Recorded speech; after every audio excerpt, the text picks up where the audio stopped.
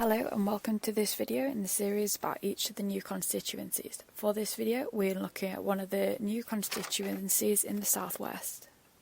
In this short video we will look at the details on the new constituency, how this new one is formed, the previous results, the 2019 results, current candidates, and make predictions with different levels of how bad of a day it might be for the Conservatives.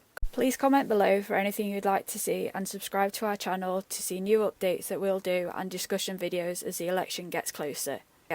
There are lots of changes with boundaries in the next election, so we're going to give a quick overview of how the boundaries are changing and how it's going to affect each seat.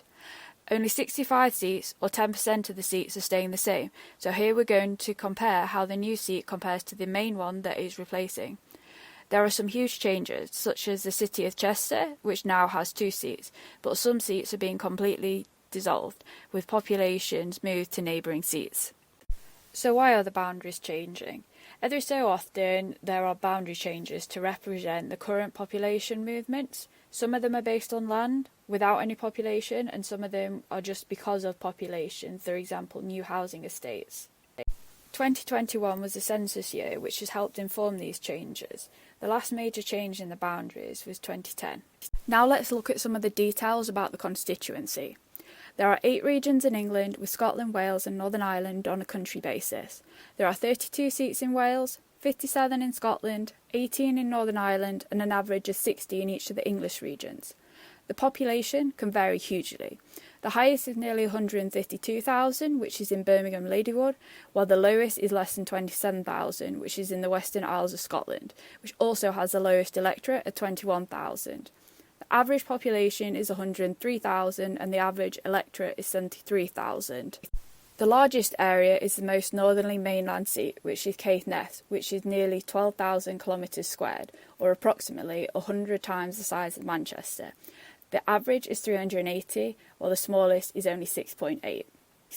The average percentage of the 16 to 49-year-olds is 41%, with the highest in Leeds Central and the lowest in North Norfolk, which also has the highest 65+.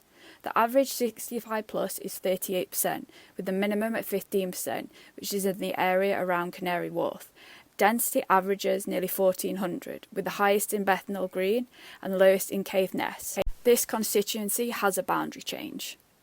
This constituency is affected by a boundary change. Because of this, we now have populations from multiple old seats. These percentages are based on population, not land. When we're looking at the winner in 2019, it's a bit more relevant to the seats that are now made up from multiple old seats. Nevertheless, this is the result from 2019, with the winner and whether the seat was held or it changed. Here are the winning party and those that came second, and also the majority. The size of the majority is key when considering how this seat might change. Maybe not so much when there's a big Labour majority or Lib Dems, but for pretty much any Conservative seat, it's possibly not considered safe, bar a very extreme few. The same to the SNP. Some of these are really up for grabs, particularly for Labour and the Lib Dems.